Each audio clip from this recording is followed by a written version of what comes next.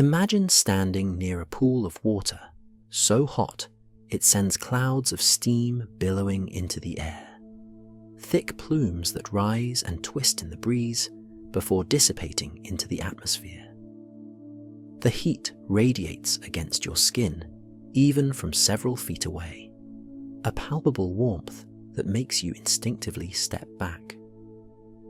The water inside reaches temperatures that would scald your hand in an instant. Temperatures where most proteins unravel like thread pulled from a sweater, where cells burst apart as their membranes lose integrity, where the very machinery of life as we know it simply falls apart.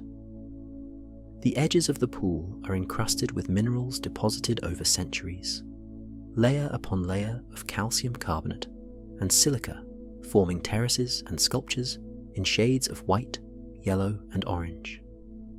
The water itself might be crystal clear, or it might be cloudy with suspended minerals, or tinted strange colours by the chemistry bubbling up from deep below. Steam rises constantly, and through the shimmering heat waves, distances become uncertain, outlines waver and dance. And yet, if you could peer beneath the surface, past the mineral-crusted edges, and through the shimmering distortion of rising heat, if you could somehow withstand the scalding temperature and look closely at what coats the rocks and carpets the bottom, you would find something extraordinary. Life, not just surviving, not merely clinging to existence at the very edge of what's possible, but thriving, flourishing, forming communities as complex and active as any temperate forest or coral reef. Living beings in conditions that would destroy nearly every familiar living thing on Earth within moments of exposure. Welcome to Bedtime Biology, where science meets serenity. Each night, we explore the quiet wonders of the natural world, calming your mind and sparking your curiosity. If you like these videos, please consider subscribing to the channel and commenting below if you have any feedback or suggestions for topics of future episodes. Tonight, we venture into the world of hot springs and hydrothermal vents, places where the normal rules of biology seem to bend and break, where our assumptions about what life needs and what it can tolerate are challenged at every turn. We'll discover microorganisms that call boiling water home, that have made their peace with temperatures that would instantly kill us, that have evolved solutions to problems we can barely comprehend. We'll learn how they manage the impossible through molecular innovations refined over billions of years. We'll explore why these scalding environments, far from being sterile wastelands, may actually hold the secrets to life's very beginning, may represent the cradle in which the first living cells came to be. The organisms we're about to meet have rewritten our understanding of what life can endure, where it can flourish, and how it might exist on worlds far beyond our own. They've shown us that the comfortable zone we humans occupy, with our narrow temperature preferences and our oxygen-rich atmosphere, is just one tiny corner of life's vast territory. They've demonstrated that given energy, liquid water, and the right chemical ingredients, biology can adapt to almost anything. These aren't creatures of science fiction, conjured from imagination and special effects. They're real, they're everywhere. Thermal features exist on Earth, and they've been here for an almost inconceivable span of time, perfecting survival strategies that make them some of the most resilient beings ever to emerge from evolution's endless experiments. They paint hot springs in vivid rainbows that seem almost too bright to be natural, creating living artworks visible from space. They build ecosystems in utter darkness thousands of meters beneath the sea, in places where the weight of the water above would crush a human instantly, where the surrounding temperature hovers just above freezing, while jets of superheated fluid erupt from the rocks. They provide the molecular tools that revolutionized modern medicine and biotechnology, enzymes that have touched millions of lives without most people ever knowing their exotic origins. Their story is one of adaptation pushed to its absolute limits, of ingenuity expressed through changes so subtle they occur at the level of individual atoms in protein structures, and of the remarkable persistence of life in the face of conditions that seem utterly hostile to its existence. It's a story that connects the deepest trenches of our oceans to the surfaces of distant moons, that links the hot springs of Yellowstone to laboratories developing tomorrow's medicines, that bridges the gap between Earth's violent infancy 4 billion years ago and the serene complexity of life today.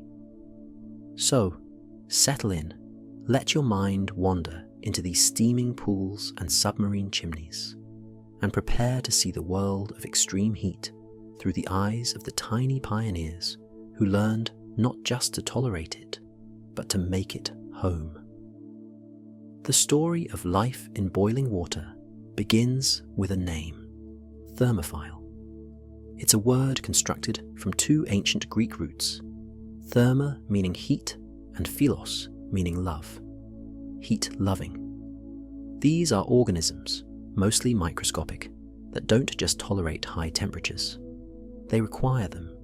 They've evolved to function best when the world around them is searingly hot, in conditions that would kill almost everything else within moments. Scientists classify thermophiles into different categories based on just how much heat they can handle, creating a hierarchy that spans from merely warm to almost unimaginably hot. Thermotolerant organisms can survive above 45 degrees Celsius, but they don't necessarily prefer it. Think of them as organisms with one foot in the moderate world and one testing the waters of extreme heat. They can endure higher temperatures when necessary, but given a choice, they might opt for something cooler. Moderate thermophiles grow optimally between 45 and 65 degrees Celsius. These are truly heat-loving, doing their best work at temperatures that would be lethal to most familiar life. They're the ones you might find in the slightly cooler reaches of hot springs, where the water has traveled some distance from its source and dropped to temperatures that are still very hot but not quite at their maximum. Strict thermophiles prefer temperatures from 65 to 80 degrees. These organisms have crossed a threshold. They don't just tolerate heat, they require it. At room temperature, their enzymes move too slowly, their membranes are too stiff, their cellular machinery simply doesn't function properly. They need the warmth to become fully active, to reach the temperatures where evolution has optimized every aspect of their biology to work most efficiently. And then there are the record breakers, the hyperthermophiles, organisms that thrive above 80 degrees and can reproduce at temperatures exceeding 122 degrees Celsius. This is hotter than boiling water at sea level, though at the depths where many hyperthermophiles live, under enormous pressure, water remains liquid even at these extreme temperatures.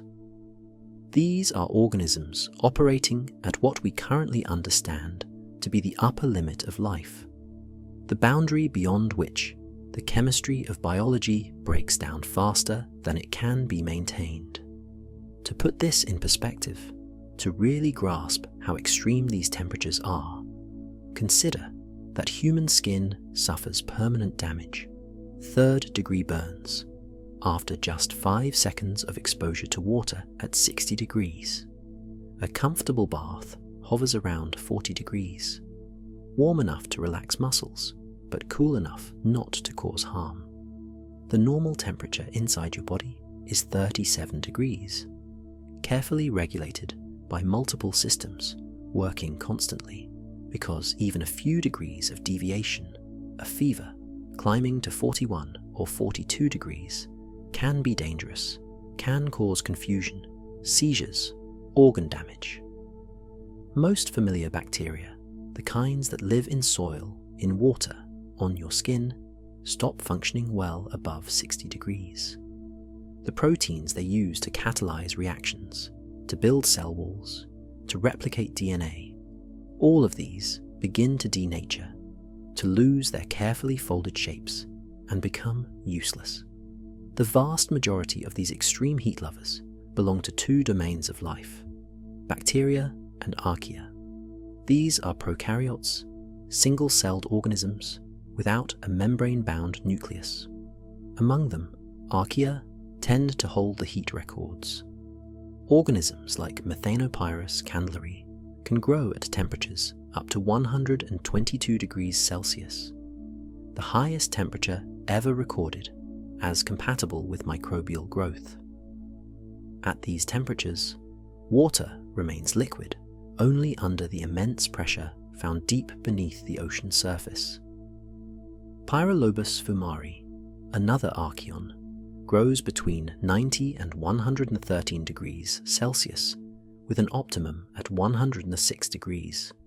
Its name translates roughly to fire lobe of the chimney, a reference to where it was first discovered, in the scorching mineral chimneys of deep-sea hydrothermal vents.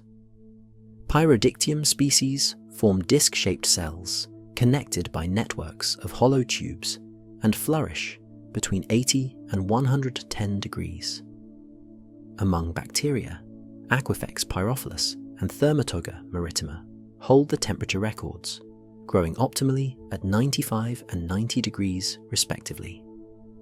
While bacteria do exist at hot spring sites, above 90 degrees, archaea become dominant. It's as if nature assigned different groups to different temperature zones, with archaea claiming the most extreme heat as their domain. These organisms inhabit a variety of environments united by one feature: geothermal heat. Hot springs on land, where groundwater heated by volcanic activity rises to the surface. Deep-sea hydrothermal vents, where superheated, mineral-rich water erupts from cracks in the ocean floor.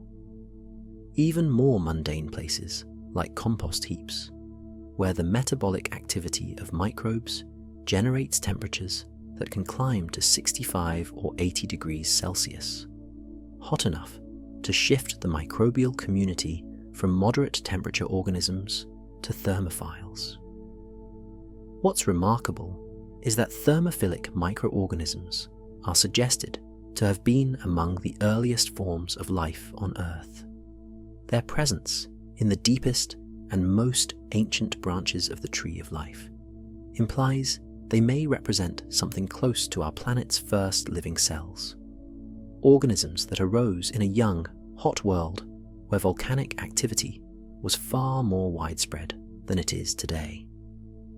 For decades, scientists assumed that truly hot environments were sterile, devoid of life. The discovery that this assumption was wrong came in 1966, when a microbiologist named Thomas Brock ventured into Yellowstone National Park. Brock was sampling bacteria from the lakes and streams, but he decided to check the hot springs too, even though conventional wisdom held that nothing could survive there. What he found changed biology forever. In the near boiling waters of Yellowstone's thermal features, Brock had discovered thriving microbial communities. He identified Thermus aquaticus, a bacterium living at temperatures above 70 degrees Celsius. This wasn't a fluke or a mistake. The microbes were actively growing, reproducing, and forming visible mats in water, hot enough to brew tea. His discovery opened an entirely new field of research, and proved that life's limits were far broader than anyone had imagined. Since Brock's pioneering work, thermophiles have been found across the globe. In Iceland, where volcanic heat creates countless hot springs and mud pots. In New Zealand's geothermal regions. In Kamchatka, on Russia's far eastern peninsula, where more than 30 active volcanoes fuel an ever-changing landscape of thermal features. In Italy's volcanic zones. In the deep ocean, along mid-ocean ridges, where tectonic plates pull apart and magma rises close to the seafloor. Anywhere Earth's interior heat reaches the surface, thermophiles have claimed their territory. Yellowstone National Park remains one of the most famous and intensively studied sites for thermophilic life, and for good reason. The park sits atop a massive volcanic system, a supervolcano with a magma chamber just a few kilometers below the surface. This geothermal engine powers more than 10,000 hot springs, geysers, mud pots, and fumaroles, making Yellowstone home to the most concentrated array of hydrothermal features on the planet. The jewel of this collection is Grand Prismatic Spring, located in the Midway Geyser Basin. It's the largest hot spring in the United States and the third largest in the world, stretching approximately 370 feet in diameter and plunging 160 feet deep. But size alone doesn't explain its fame. Grand Prismatic is renowned for something else entirely: its colors. From above, the spring looks like a vast painter's palette, concentric rings of brilliant hues radiating outward from a deep blue center. Vivid oranges, fiery reds, golden yellows, and rich greens create a rainbow effect that seems almost artificial in its intensity. But there's nothing artificial about it. Every band of color represents a living community. Billions upon billions of thermophilic microorganisms arranged according to temperature. At the very center of the spring, where the water temperature reaches 87 degrees Celsius, just below the boiling point at Yellowstone's elevation, the water appears a striking, almost luminous blue. This isn't caused by living organisms. In fact, the center is essentially sterile. The temperature is simply too high for even hyperthermophiles to survive. The blue color results from the same optical phenomenon that makes the sky blue. When sunlight penetrates the clear, deep water, blue wavelengths scatter most efficiently, reflecting back to our eyes while other colors are absorbed. But move outward from that sterile center, and life appears in a spectacle of color and complexity. As the water spreads across the spring's shallow terraces and flows away through channels carved into the surrounding rock, it cools degree by degree. And with each drop in temperature, each incremental change in the thermal environment, a new community establishes itself, each group perfectly adapted to its specific thermal zone through millions of years of evolutionary fine-tuning. The outermost ring, where temperatures drop to between 86 and 113 degrees Fahrenheit, roughly 30 to 45 degrees Celsius, hosts cyanobacteria called calothrix. These remarkable organisms form the dark brown to black mats visible at the spring's outer edges, creating a border that from above looks almost like a dark frame around the brilliant colors within. Calothrix are among the cooler-loving thermophiles, if 45 degrees can be called cool, thriving, in what for them is a comfortable temperature range, but what for most life would still be quite warm, well above what any plant or animal we're familiar with could endure. These cyanobacteria are filamentous, forming long chains of cells that tangle together into thick, slimy mats. Under a microscope, they look like tiny threads, each cell connected to the next, working together as a community. They're photosynthetic, using the energy of sunlight to convert carbon dioxide and water into sugars and oxygen, much like the grass in your yard or the trees in a forest.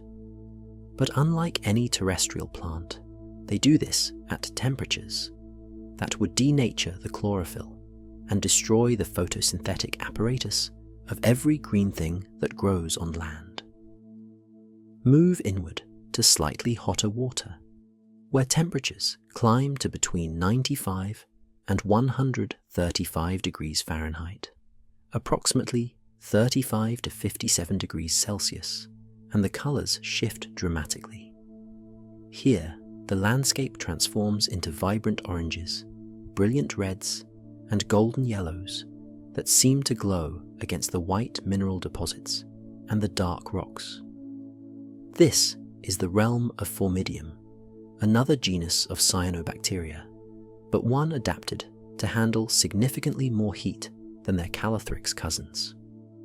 Formidium creates some of the most visually striking features of Grand Prismatic, the bands of color that make the spring so photogenic, so instantly recognizable in images from space or from aircraft passing overhead. These organisms produce carotenoid pigments, the same family of molecules that gives carrots their orange color and autumn leaves their reds and yellows. But in Formidium, these carotenoids serve a crucial function beyond aesthetics. They act as natural sunscreens, protecting the cells from intense ultraviolet radiation. At Yellowstone's elevation, nearly 2,500 meters above sea level, the atmosphere is thinner, the UV radiation more intense than at lower altitudes. And here, on these exposed terraces, with no shade, no shelter, nothing to filter the sunlight, the cells face a constant barrage of high-energy photons that can damage DNA and proteins. The carotenoids absorb this harmful radiation before it can reach the cell's sensitive internal components, sacrificing themselves to protect the organism. The more intense the sunlight, the more carotenoids the bacteria produce, which is why the colors are most vibrant during the long days of summer. The abundance of these protective pigments creates the intense orange and red coloration that makes Grand Prismatic so famous.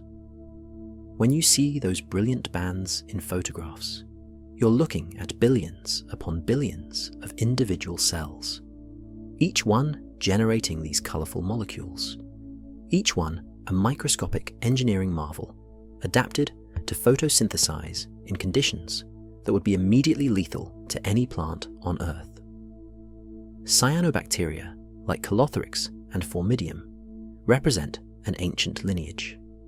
They were among the first photosynthetic organisms on Earth, appearing more than 2.5 billion years ago, and they were responsible for transforming our planet's atmosphere from one dominated by nitrogen and carbon dioxide with almost no oxygen to one where oxygen became abundant.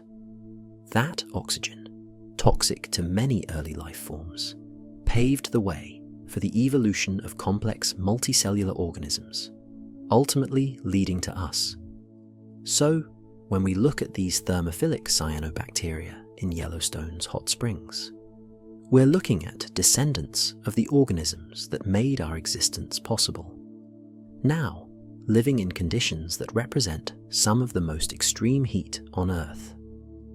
But venture into even hotter zones, the areas where temperatures range from 131 to 162 degrees Fahrenheit, 55 to 72 degrees Celsius, and you encounter organisms that have abandoned photosynthesis entirely. Here lives Aquifex, a genus of bacteria that holds the temperature record for bacterial growth. Organisms operating at the very edge of what bacterial life can tolerate. One species, Aquifex hydrogenophilum, creates the yellow and white colours in these extremely hot zones, areas so close to the sterile centre that the temperature difference between life and complete sterilisation is measured in just a few degrees. Aquifex species are chemolithoautotrophs, a wonderfully complex word that, broken down, tells you exactly what they do. Chemo means they use chemical energy. Litho indicates they get that energy from inorganic compounds like rocks and minerals. And autotroph means they're self-feeders, organisms that build their own organic molecules from simpler inorganic precursors. Instead of using light energy like cyanobacteria, instead of consuming organic matter like animals, Aquifex harvests chemical energy from substances dissolved in the water around them. They oxidize hydrogen gas, one of the simplest and most abundant molecules in the universe, combining it with oxygen to produce water, and, in the process, releasing energy that the cell captures and uses. They can also oxidize hydrogen sulfide, that characteristic rotten egg-smelling compound, converting it to sulfate.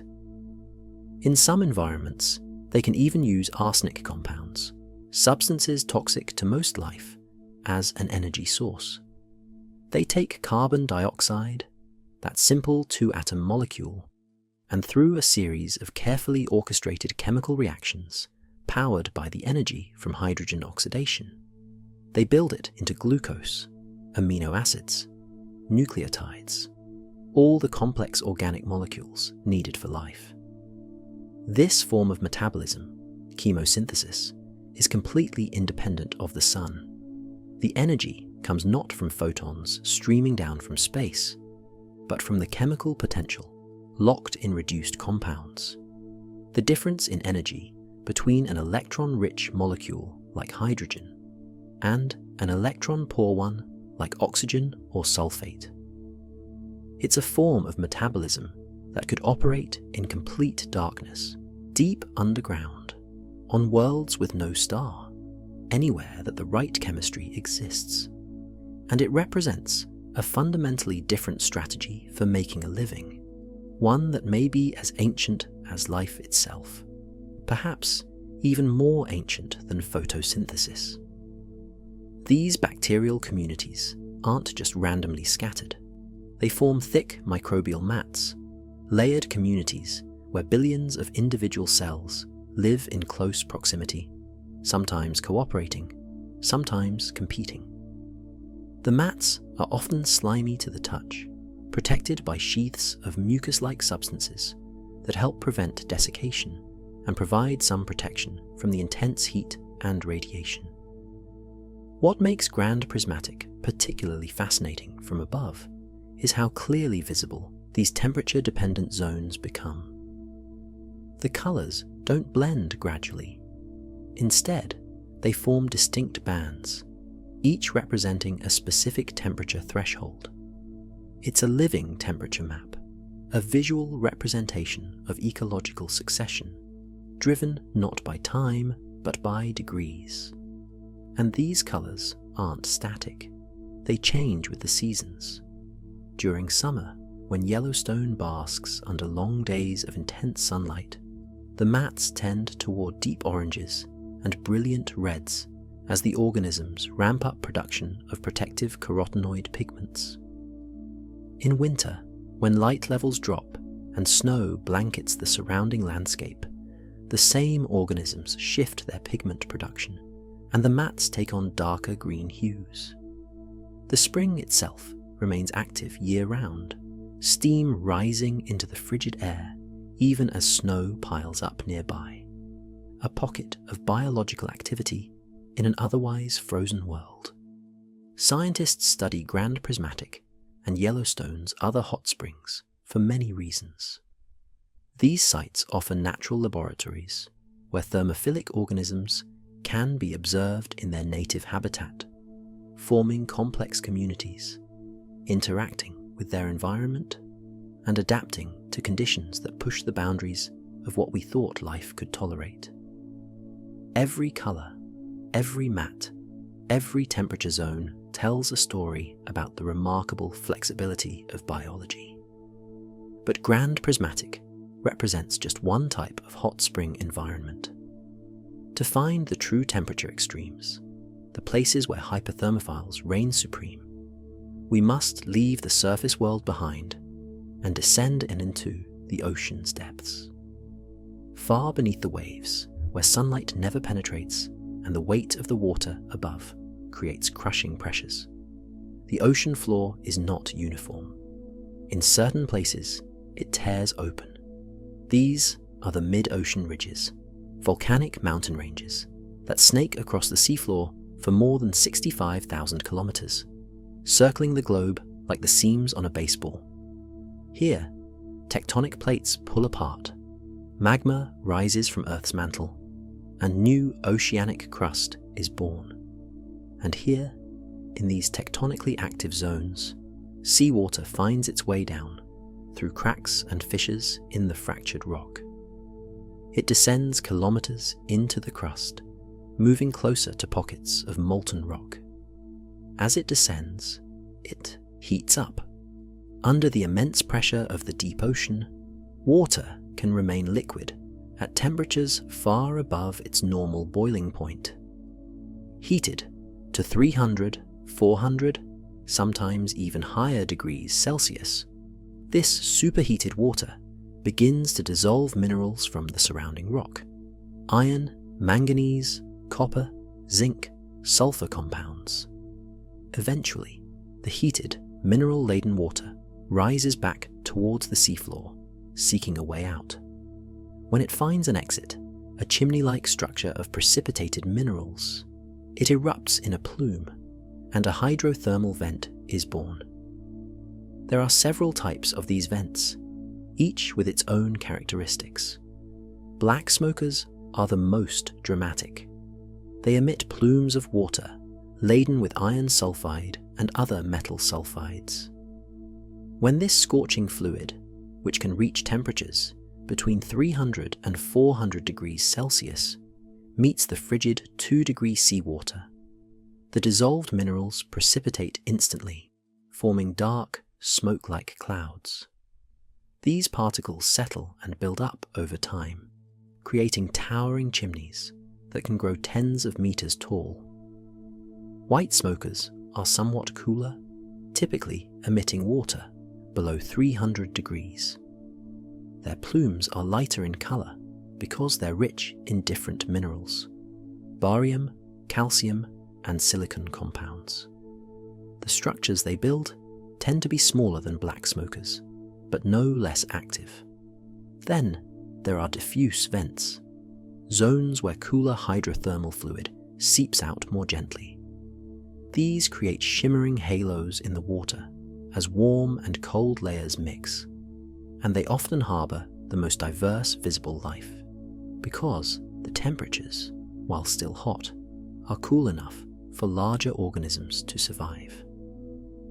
The first hydrothermal vent was discovered in 1977 during an expedition along the Galapagos Rift, a spreading zone where tectonic plates pull apart beneath the eastern Pacific Ocean.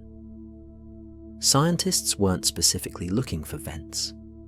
They were surveying the seafloor, measuring temperature anomalies with sensitive instruments lowered from their research vessel. The instruments were recording the expected near-freezing temperatures typical of the deep ocean, a constant 2 degrees Celsius in these lightless depths. Then, suddenly, the readings spiked. The temperature jumped to 8, 10, 12 degrees in just a few meters of travel. Something down there was releasing heat into the cold abyssal water. Intrigued and somewhat baffled, the team sent down cameras and, eventually, the manned submersible Alvin, one of the few vessels capable of reaching these depths and allowing human observers to see directly what lay below. When Alvin's lights pierced the darkness and illuminated the seafloor, what the scientists saw left them stunned. struggling to process the implications. Around openings in the rock, shimmering water was emerging, visibly warmer than its surroundings. And surrounding these openings, covering the rocks for meters in every direction, was life in abundance beyond anything anyone expected to find in the deep ocean. Giant tube worms stood like crimson flowers, their blood-red plumes waving in the gentle currents, some reaching lengths of 2 meters. Clusters of white clams, far larger than typical deep-sea clams, covered the rocks like cobblestones, their shells crowding against each other for space. Pale crabs with oddly proportioned limbs clambered over the vent structures. Shrimp swarmed in the plumes, their bodies translucent, their eyes reduced or absent. Fish darted through the assemblage, species never before catalogued, adapted to this unique environment. In a place where scientists expected perhaps a few scavenging creatures eking out existence on marine snow. The slow rain of organic debris from the sunlit surface waters far above. They found a thriving ecosystem, teeming with species previously unknown to science, existing at a density of life 10,000 to 100,000 times greater than the surrounding seafloor.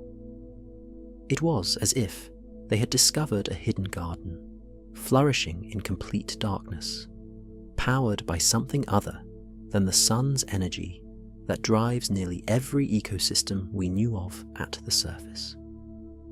The discovery sent shockwaves through the scientific community.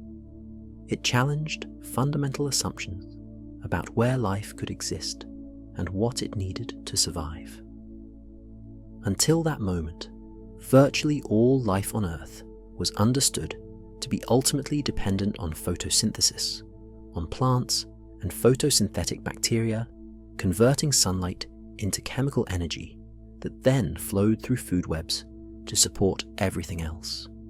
But here, in permanent darkness, where no photon from the sun had ever penetrated, complex communities of animals and microbes were flourishing, and they were doing it through an entirely different mechanism. The foundation of this ecosystem, as researchers would soon discover, wasn't visible to the naked eye. It consisted of bacteria and archaea, hyperthermophiles, capable of living at the extreme temperatures found directly at the vent openings or within the chimney walls themselves. These microorganisms were performing chemosynthesis, using energy from chemical reactions rather than from sunlight. 2 years later, in 1979, scientists exploring another spreading center, the East Pacific Rise at 21 degrees north latitude, found vents of a different character. These were hotter, far hotter than the Galapagos vents. They emitted plumes of sooty, dark fluid that looked like smoke billowing from chimneys. And indeed, they had built massive chimney structures around their openings, towers of precipitated minerals that grew continuously as superheated fluid met cold seawater. These structures became known as black smokers, named for their appearance, and they represented the most extreme hydrothermal systems yet discovered. The fluid erupting from black smokers can reach temperatures between 300 and 400 degrees Celsius. At approximately 400 degrees, the temperature at which some black smokers discharge their fluids, water is hot enough to melt certain metals.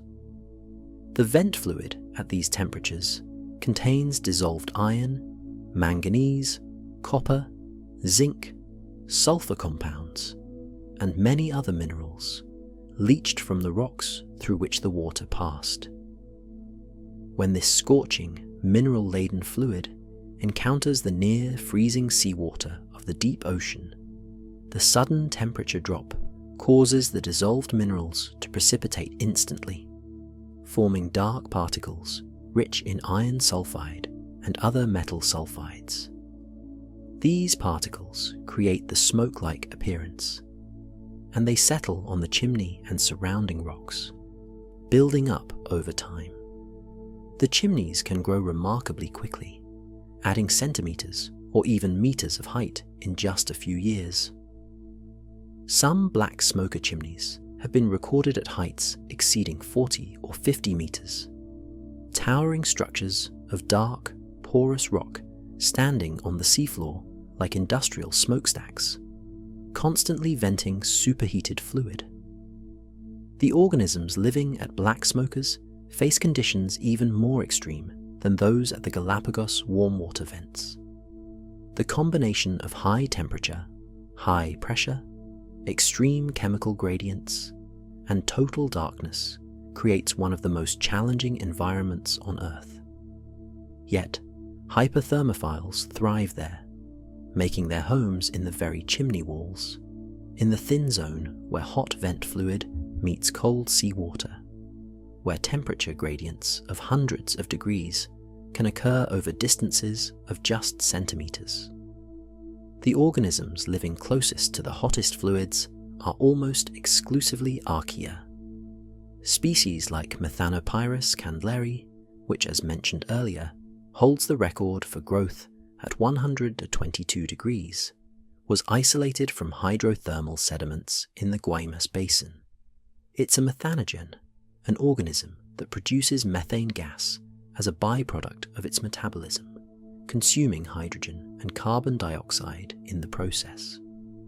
The name Methanopyrus translates to methane fire, a fitting description for an organism that thrives where water reaches temperatures that could melt lead.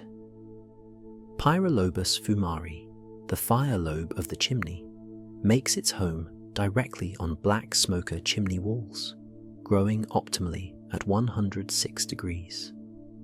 It uses hydrogen gas as its energy source and produces hydrogen sulfide from sulfur compounds present in the vent fluids. Hydrogen sulfide is toxic to most animals, but the specialized fauna at vents have evolved biochemical adaptations to tolerate it, even use it. Pyrodictium species grow attached to networks of hollow tubes that resemble tree roots, forming elaborate microscopic structures within chimney walls. These archaea can reproduce between 80 and 110 degrees Celsius, their disc-shaped cells dividing steadily in an environment where proteins should, by all conventional understanding, fall apart. The bacteria at vents also push temperature limits. Aquifex pyrophilus, thriving at 95 degrees, harvests chemical energy with remarkable efficiency.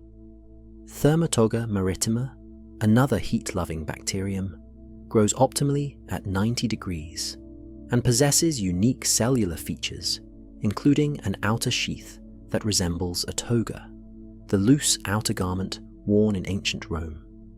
These microbial communities form the base of an entire food web. They grow into thick biofilms, colonies so dense they coat rocks and chimney surfaces. Larger organisms feed on them directly. Amphipods, small crustaceans, graze on the bacterial mats. Copepods join them. These tiny grazers become food for larger predators, snails, crabs, and fish species found nowhere else on Earth. The most iconic animals of hydrothermal vents, the giant tube worms in the genus Riftia, don't feed at all in any conventional sense. They lack a mouth, a digestive tract, any means of ingesting food. Instead, they house chemosynthetic bacteria inside their bodies, in a specialized organ called a trophosome. The worm absorbs hydrogen sulfide and oxygen from the water using its bright red plume, which extends from its tube. It transports these chemicals to the bacteria living inside its tissues. The bacteria use the hydrogen sulfide and oxygen to generate energy and produce organic compounds. The worm then absorbs these nutrients directly from its bacterial partners, a perfect symbiosis. Other vent species have similar arrangements. Giant clams of the genus Calyptogena and mussels like Bathymodiolus thermophiles host chemosynthetic bacteria in their gills. Some of these symbionts oxidize sulfur compounds.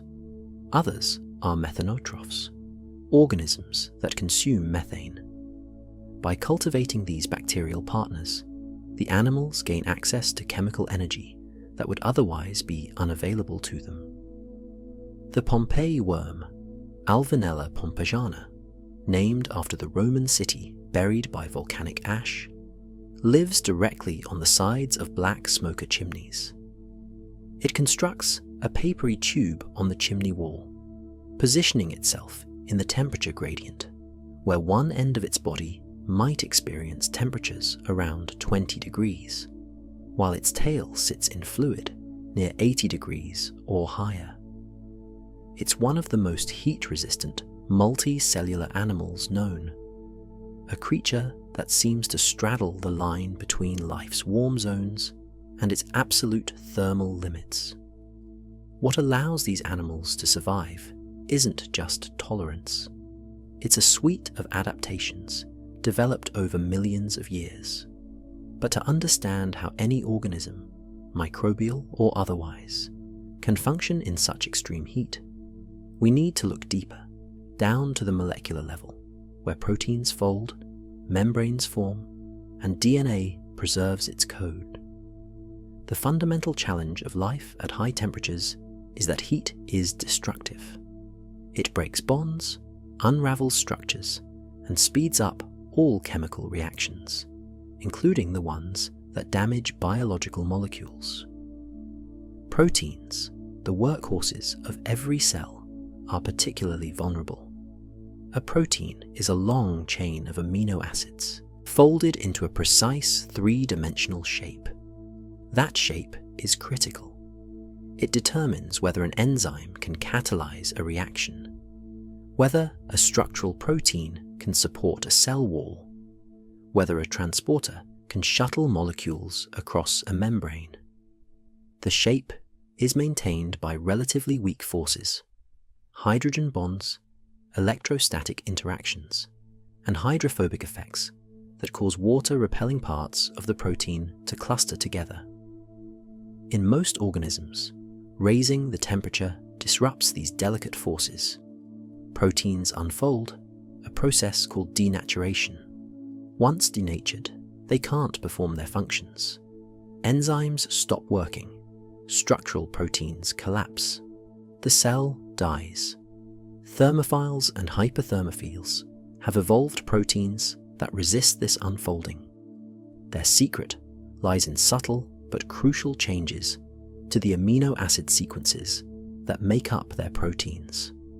Studies comparing thermophilic proteins to their counterparts in organisms that prefer moderate temperatures reveal several common strategies. First, thermophilic proteins tend to have more charged amino acids on their surfaces and form more salt bridges. A salt bridge is an ionic bond between a positively charged amino acid residue and a negatively charged one. These bonds are stronger than typical hydrogen bonds and help lock parts of the protein in place. Research on proteins from organisms like Thermococcus sela has shown that increasing surface charge through strategic mutations can further enhance thermal stability, while removing these charged residues makes the proteins more susceptible to heat-induced unfolding. Second, thermophilic proteins often have more compact cores with less empty space inside. Water can destabilize proteins at high temperatures, and by reducing internal cavities, thermophilic proteins limit where water molecules can penetrate and disrupt the structure. This increased hydrophobic packing in the protein's interior acts like internal bracing, holding everything more tightly together. Third, many thermophilic proteins form extra disulfide bonds, covalent links between cysteine amino acids. These bonds are much stronger than the non-covalent interactions typically stabilizing proteins and provide additional structural reinforcement. Fourth, thermophilic organisms produce specialized proteins called chaperones, particularly heat shock proteins like HSP70 and HSP90. These chaperones don't perform typical cellular functions. Instead, their job is to help other proteins fold correctly and to refold proteins that have partially denatured due to heat stress. They act like molecular repair crews, constantly surveying the cell for damaged proteins and either fixing them or marking them for destruction if they're beyond repair. But proteins aren't the only challenge. DNA also becomes unstable at high temperatures. The double helix structure of DNA is held together by hydrogen bonds between complementary base pairs, adenine pairs with thymine, guanine pairs with cytosine. Heat can break these bonds, causing the two strands of the helix to separate, a process called denaturation. For thermophiles, this would be catastrophic, scrambling the genetic information needed to maintain life.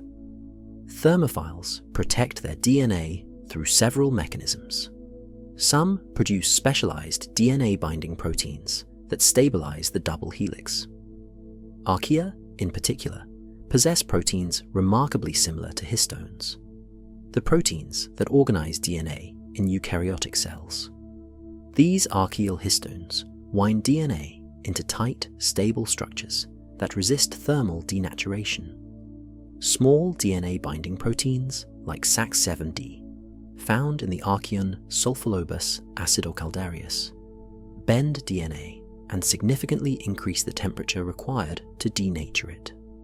Additionally, the DNA itself in thermophiles often has a higher proportion of guanine-cytosine base pairs compared to adenine-thymine pairs.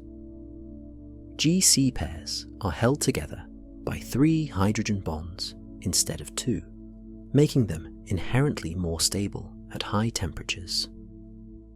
While this isn't a universal feature, it's common enough to suggest evolutionary pressure favoring more stable base pairing.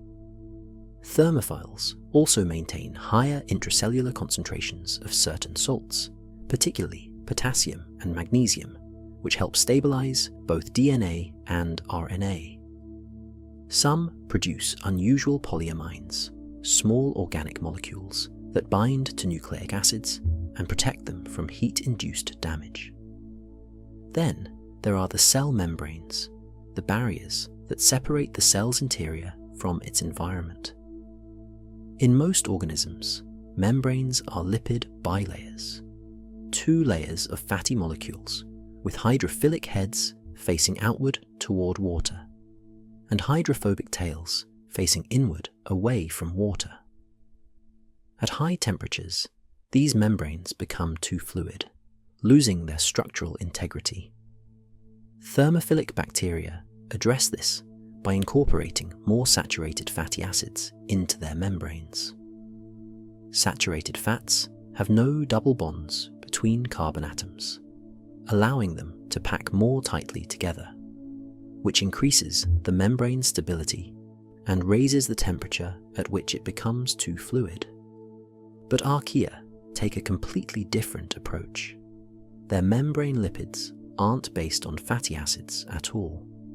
Instead, they use isoprene chains attached to glycerol by ether bonds, rather than the ester bonds found in bacterial and eukaryotic membranes. Ether bonds are chemically more stable, especially at high temperatures and extreme pH values. More remarkably, hyperthermophilic archaea often use lipids with 2 glycerol groups connected by 2 long isoprene chains, creating a molecule that spans the entire membrane in one piece. Instead of a bilayer, 2 separate sheets, they form a monolayer, a single sheet with hydrophilic groups on both sides and a hydrophobic interior. This architecture is extraordinarily stable, resistant to the physical stresses of extreme heat, in ways that conventional bilayer membranes simply cannot match. These molecular adaptations, proteins that resist unfolding, DNA protected by specialized proteins and favorable base composition, membranes built from chemically stable lipids, all work together to allow thermophiles not just to tolerate heat, but to require it. At room temperature, many hyperthermophiles cannot function. Their enzymes are too rigid, their membranes too stiff. They need heat to become active, to reach the temperatures where their finely tuned molecular machinery operates at peak efficiency. Among all the discoveries made in the study of thermophiles, one stands out for its impact on human society. Taq polymerase, an enzyme that revolutionized molecular biology and medical science. In 1969, Thomas Brock, the same researcher who discovered thermophilic communities in Yellowstone and fundamentally changed our understanding of life's temperature limits, isolated a bacterium from a hot spring called Mushroom Spring. The water temperature there exceeded 70 degrees Celsius, well above what was thought compatible with bacterial life before Brock's pioneering work. He named the organism Thermus aquaticus, literally hot water bacterium, and at the time, it was regarded as a scientific curiosity, an interesting example of adaptation to extreme conditions, but with no obvious practical applications. It was a fundamental discovery, certainly, proof that life could flourish in near boiling water, but its significance seemed primarily academic. Then, in 1976, 7 years after Brock's isolation of Thermus aquaticus, a graduate student named Alice Chien, working at the University of Cincinnati, along with her colleagues, began characterizing the enzymes that allowed this remarkable bacterium to function at such high temperatures. Among the various proteins they isolated and studied was a DNA polymerase, an enzyme responsible for copying DNA during replication. Every living cell needs DNA polymerases, proteins that can read a strand of DNA and synthesize a complementary strand, base by base, ensuring genetic information is accurately passed from parent to offspring or copied when a cell divides. They named this particular enzyme Taq polymerase, Taq being an abbreviation derived from the bacterium's name Thermus aquaticus. What made this enzyme immediately interesting to researchers was its thermostability. Most DNA polymerases, isolated from organisms like E. coli bacteria that grow at body temperature, lose function rapidly when heated above 60 or 70 degrees. Their proteins unfold, their active sites distort, and they can no longer perform their catalytic function. But Taq polymerase remained active at temperatures above 90 degrees Celsius, far above where typical polymerases would denature. It could function at temperatures that would destroy most other proteins. For years, though, Taq polymerase remained a relatively obscure tool, used in specialized laboratories for particular experiments, but not widely adopted. The enzyme was characterized, its properties understood, but its revolutionary potential hadn't yet been recognized. That would change dramatically in the early 1980s, thanks to the work of a biochemist named Kary Mullis. Mullis was working at Cetus Corporation, a biotechnology company in California, and he was grappling with a persistent problem in molecular biology. Scientists often needed to study specific segments of DNA, particular genes, or regulatory regions, but these sequences usually existed in vanishingly small amounts mixed with enormous quantities of other DNA.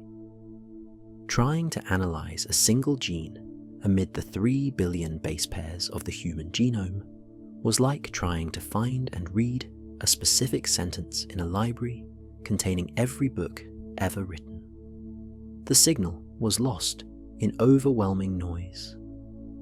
Mullis conceived of a technique that would allow researchers to amplify a specific DNA sequence, to copy it over and over until from a single original molecule you could generate millions or billions of identical copies, enough to work with, enough to visualize, enough to study in detail. He called the technique the polymerase chain reaction, PCR, and the concept was elegant in its simplicity. The process worked through repeated cycles of heating and cooling. First, you heat the DNA to around 95 degrees, which breaks the hydrogen bonds holding the 2 strands together, separating them.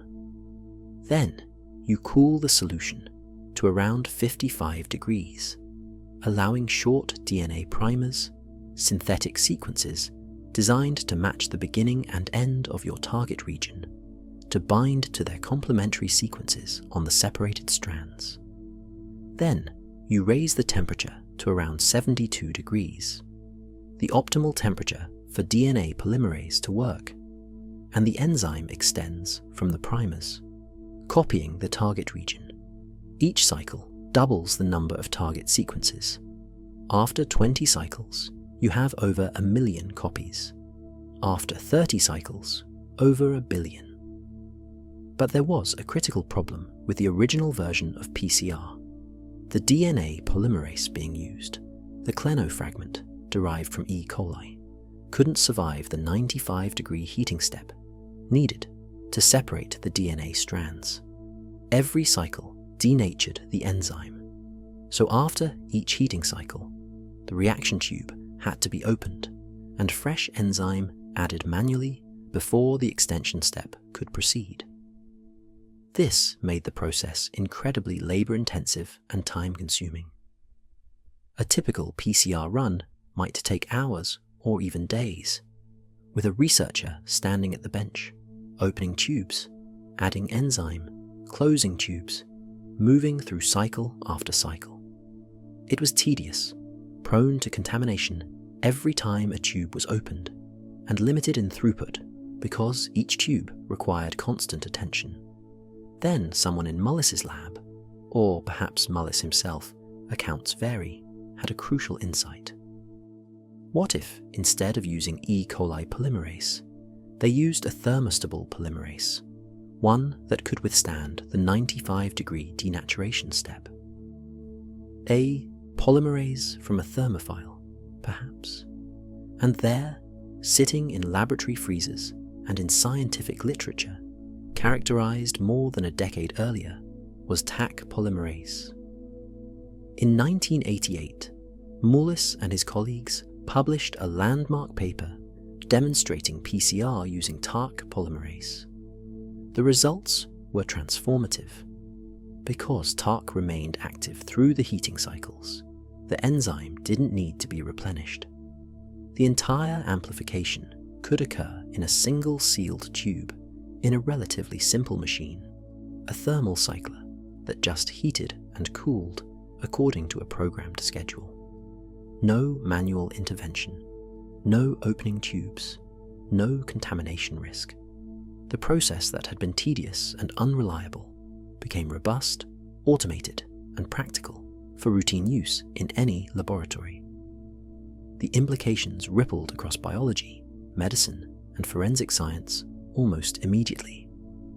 Forensic scientists realized they could take a tiny amount of DNA from a crime scene, perhaps DNA extracted from a few cells left on a doorknob or a single hair, and amplify it to quantities large enough for analysis. This made DNA fingerprinting practical and revolutionized criminal investigations. Cases that would have been unsolvable because the evidence was too limited could now be definitively resolved by matching suspects to biological material left at the scene. Medical researchers gained the ability to detect viral DNA in patients with extraordinary sensitivity. HIV tests based on PCR could detect infection far earlier than antibody-based tests because they looked for the virus's genetic material directly rather than waiting for the immune system to respond.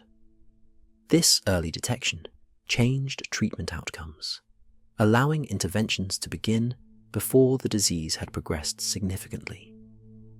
The same approach worked for many other pathogens, detecting bacterial, viral, and parasitic infections with speed and accuracy previously unattainable.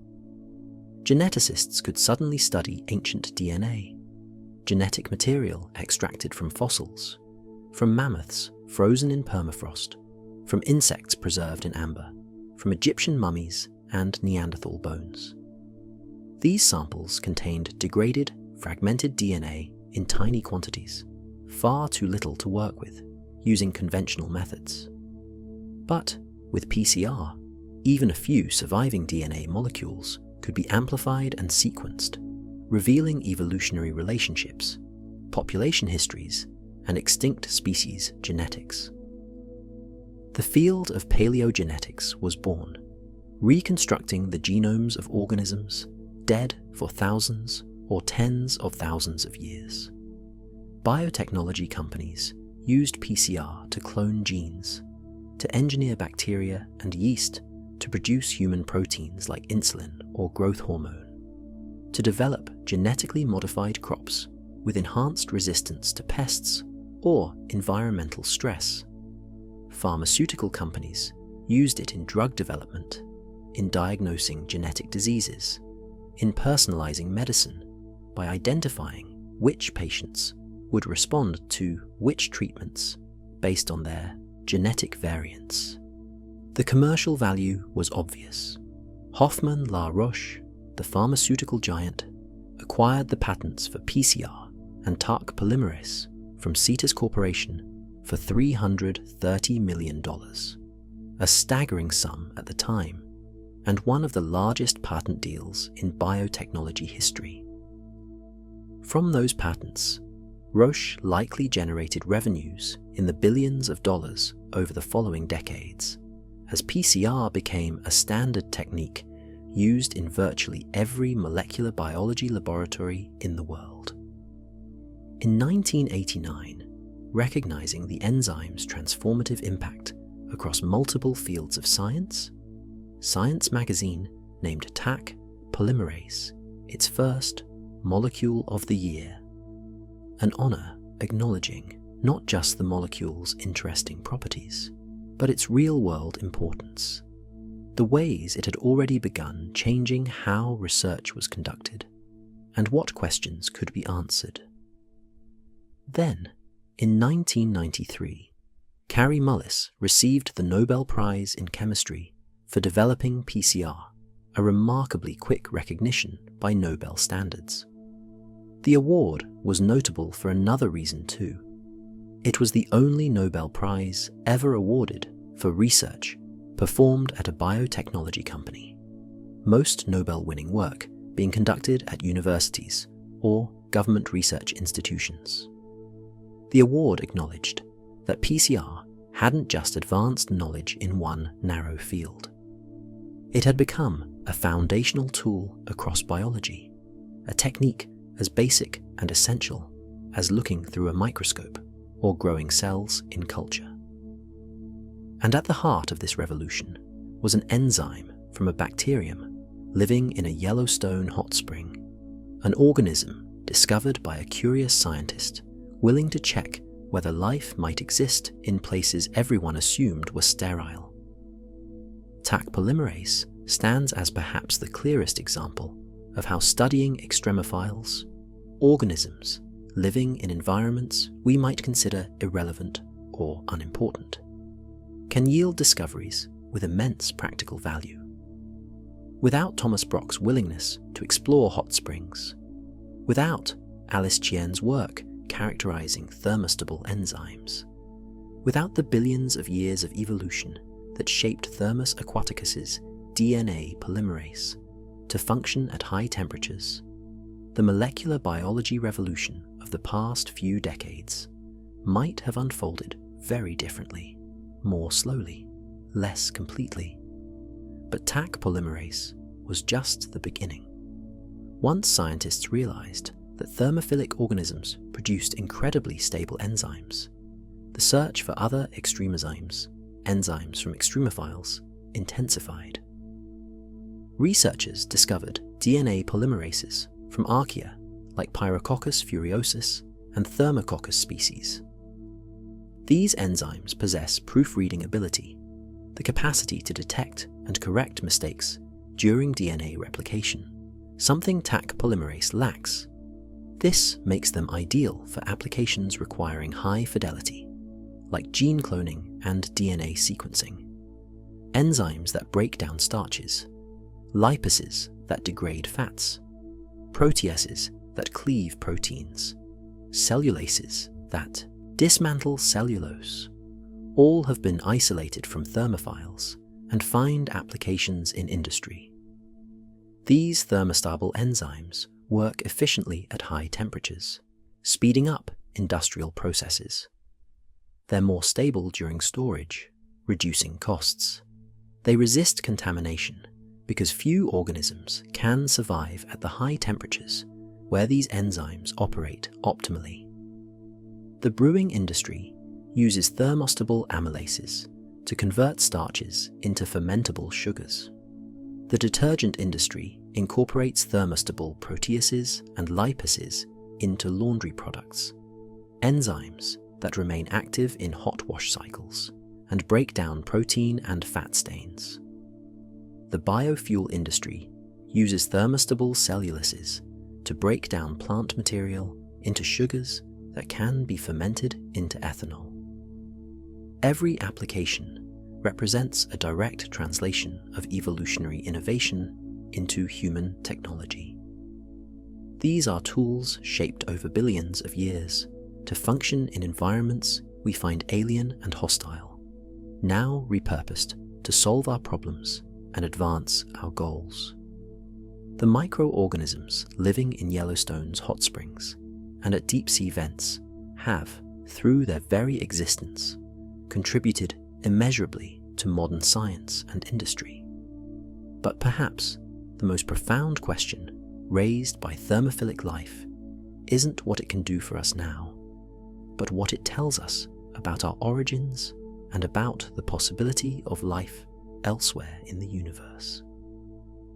For most of the 20th century, the dominant hypothesis for the origin of life was the primordial soup model, proposed in the 1920s by Russian scientist Alexander Oparin and British polymath J.B.S. Haldane.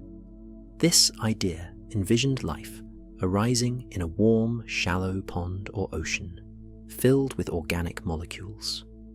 Energy from lightning strikes or ultraviolet radiation would have driven chemical reactions, building increasingly complex molecules until, eventually, something crossed the threshold from chemistry to biology. In 1953, a graduate student named Stanley Miller conducted a famous experiment testing this hypothesis. He created a closed system containing water, methane, ammonia, and hydrogen, simulating what scientists then believed was Earth's early atmosphere. He added electrical sparks to represent lightning. After a week, he analyzed the results and found amino acids, the building blocks of proteins. The experiment seemed to validate the primordial soup model, and it became the standard explanation for the origin of life. But the primordial soup hypothesis faces challenges. Ultraviolet radiation, while capable of driving chemical reactions, is also highly destructive, breaking apart complex organic molecules as easily as it creates them. Concentrating organic molecules in a large body of water is difficult. They tend to disperse. And critically, the primordial soup model doesn't easily explain how early life forms generated the energy needed to power the biochemical reactions essential for metabolism. In recent decades, an alternative hypothesis has gained substantial support. Life originated at hydrothermal vents.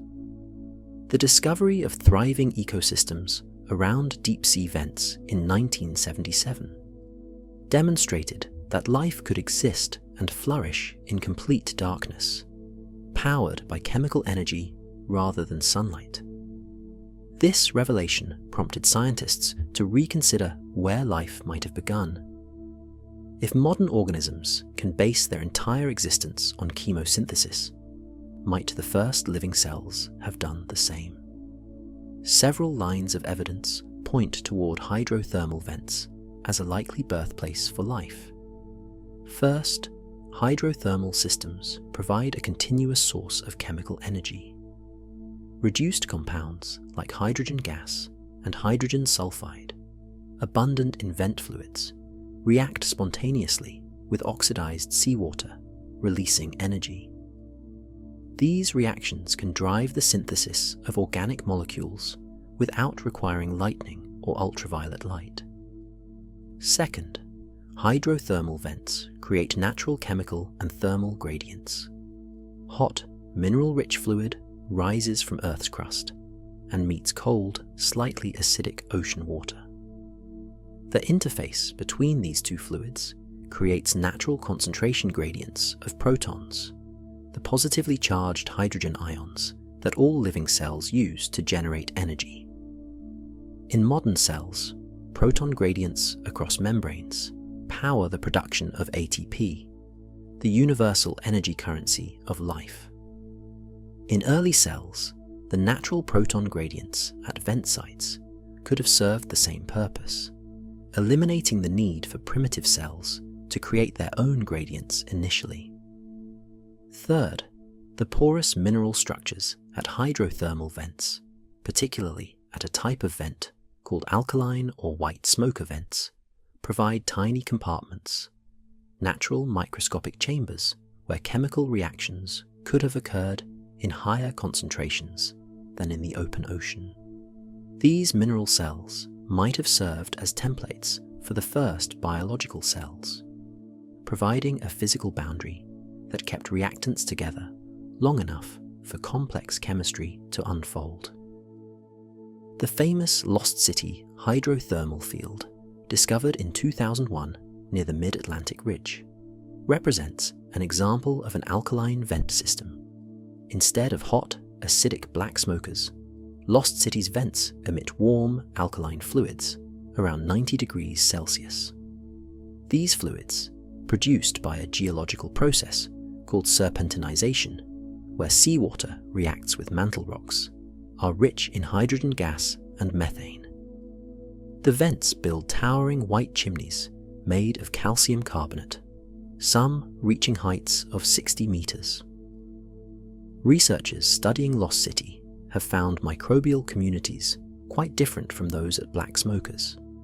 The chemistry supports organisms that metabolize hydrogen and methane, much like the metabolism reconstructed for Luca, the last universal common ancestor. Luca, inferred from genes shared by all domains of life, appears to have been anaerobic, meaning it didn't require oxygen. It likely used the Wood-Ljungdahl pathway, a metabolic process that fixes carbon dioxide using hydrogen gas, producing acetate as a product. This is exactly the sort of metabolism expected in an organism living at a hydrothermal vent, surrounded by hydrogen-rich fluids and lacking access to photosynthesis. Studies analyzing the genomes of modern thermophiles and hyperthermophiles show that the most ancient lineages of both bacteria and archaea consist of heat-loving organisms. The deepest branches of the tree of life, the ones representing the earliest divergences, are occupied by thermophiles. This phylogenetic pattern suggests that the environment in which life originated was hot, not moderately warm like a sun-warmed pond, but genuinely hot, like the fluids at a hydrothermal vent. Furthermore, laboratory experiments have shown that key biochemical reactions can occur under hydrothermal conditions. Researchers have synthesized amino acids, nucleotides, and even simple lipid membranes, using only the chemicals and temperatures found at vent sites. While these experiments don't prove that life originated at vents, they demonstrate that the chemistry is plausible. One of the major hurdles for early life would have been creating membranes stable enough to contain cellular machinery, but permeable enough to allow nutrients and waste to pass through. Recent research published in 2019 showed that simple single-chain lipid molecules, precursors to the more complex lipids in modern cell membranes, can form stable vesicles under high temperature, alkaline conditions like those at certain hydrothermal vents. Previous attempts to form these vesicles at room temperature had failed, leading scientists to conclude that membranes might have formed elsewhere. But under vent conditions, they assemble readily, suggesting that high heat might have been not an obstacle, but a necessity for the first cell membranes. Of course, the hydrothermal vent hypothesis for life's origin is not without its critics. Some scientists argue that the temperatures at black smokers are too extreme, that organic molecules would break down faster than they could assemble into anything useful. Others point out that while vent chemistry can produce simple organic compounds, the leap from simple molecules to self-replicating, metabolizing cells remains unexplained. Alternative hypotheses persist. Some researchers favor shallow hot springs on land over deep sea vents, arguing that wet-dry cycles in terrestrial pools could concentrate organic molecules and promote the formation of polymers like RNA and proteins. Others propose that life began in the subsurface, within porous rocks deep in Earth's crust, where temperatures are moderate and chemical gradients are stable. The truth is that we don't know with certainty where life began. We may never know. The events happened roughly 4 billion years ago, and geological activity has destroyed most evidence from that era. But the study of thermophiles and hyperthermophiles provides critical clues. These organisms represent some of the most ancient forms of life, their metabolisms and adaptations potentially preserving echoes of the conditions under which life first emerged. And this brings us to one of the most exciting frontiers in modern science: astrobiology, the search for life beyond Earth. If life can thrive in boiling water, in acidic pools, in the crushing pressures and eternal darkness of the deep ocean, then the range of environments where we might find life elsewhere expands dramatically. For much of history, the search for extraterrestrial life focused on finding planets with conditions similar to Earth: liquid water on the surface, temperate climates, atmospheres with oxygen. But thermophiles and other extremophiles have taught us that life doesn't require Earth-like conditions. It requires energy, liquid water, and the right chemical ingredients. Heat, darkness, acidity, none of these are necessarily barriers. Mars, for example, was once volcanically active. Evidence suggests it had hydrothermal systems billions of years ago, places where heated water circulated through rocks and emerged at the surface or seafloor. If life ever arose on Mars, it might have begun at such sites. Even today, if any microbial life persists on Mars, it would most likely be deep underground, perhaps in subsurface hydrothermal systems, where liquid water still exists, heated by residual geological activity. NASA's Perseverance rover has been exploring locations on Mars that show signs of ancient hydrothermal activity, searching for biosignatures chemical or physical traces that might indicate past life. Europa, one of Jupiter's moons, is covered by a thick shell of ice. But beneath that ice lies a global ocean of liquid water, kept warm by tidal heating as Jupiter's gravity flexes Europa's interior. Scientists believe Europa's ocean floor might host hydrothermal vents, similar to those on Earth. If so, these vents could support chemosynthetic ecosystems entirely independent of the sun's energy. Future missions plan to search for plumes of water vapor erupting from Europa's surface, hoping to sample the ocean's chemistry without even needing to land. Enceladus, a moon of Saturn, also has a subsurface ocean and actively vents water into space through geysers at its south pole.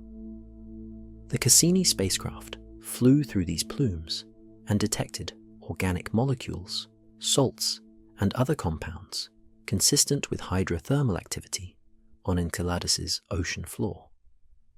Enceladus might be one of the best places in the solar system to search for extraterrestrial life. Even Titan, Saturn's largest moon, with its thick atmosphere and lakes of liquid methane and ethane, might harbour exotic forms of life adapted to cryogenic temperatures and non-water solvents. While not relevant to thermophiles specifically, the existence of such a diverse moon reminds us that life, if it exists elsewhere, may take forms we haven't yet imagined. And beyond our solar system, astronomers have discovered thousands of exoplanets, some orbiting within their stars' habitable zones. Many of these worlds are nothing like Earth. Some are tidally locked, with one side perpetually facing their star and the other in eternal darkness. Some orbit red dwarf stars that regularly unleash powerful flares. Some are ocean worlds with no land. But if life is as adaptable as thermophiles suggest, then perhaps even these alien environments could host biology. The study of life in Earth's hot springs and hydrothermal vents does more than expand our understanding of biology.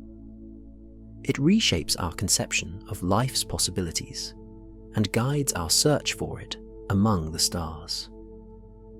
Every discovery of an organism thriving in conditions we once deemed uninhabitable adds another entry to the list of environments worth exploring.